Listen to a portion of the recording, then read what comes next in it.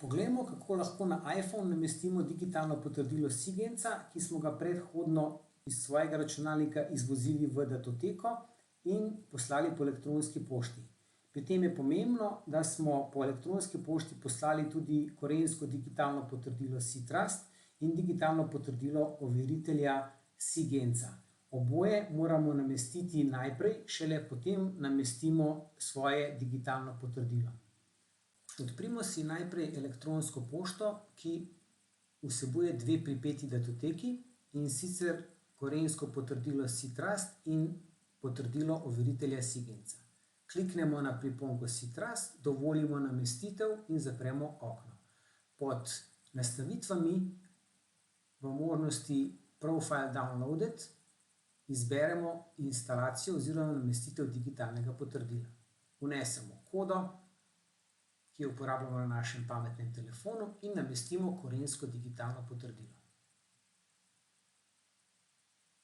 Odpremo še drugo priponko, to je digitalno potrdilo overitelja SIGENCA, in na enak način namestimo oziroma odpremo datoteko. Pod Settings, pod Profile Downloaded odpremo digitalno potrdilo in uporabimo gumb Install. In tudi potrdilo overitelja je nameščeno. Sedaj v tretjem koraku namestimo še svoje digitalno potrdilo, ki smo ga iz računalnika izvozili v datoteko in si jo poslali po elektronski pošti. Na enak način datoteko PFX odpremo, pod nastavitvami, pod Downloaded Profiles izberemo oziroma namestimo svoje digitalno potrdilo.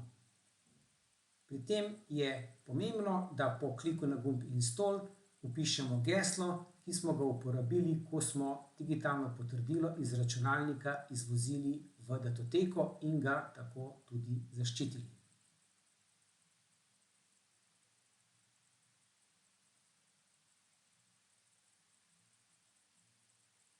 In tudi naše digitalno potrdilo je sedaj nameščeno in veljavno. Pa poglejmo, kako stvari delujejo. Gremo na spletno stran portala e-uprava in se poskušamo prijaviti.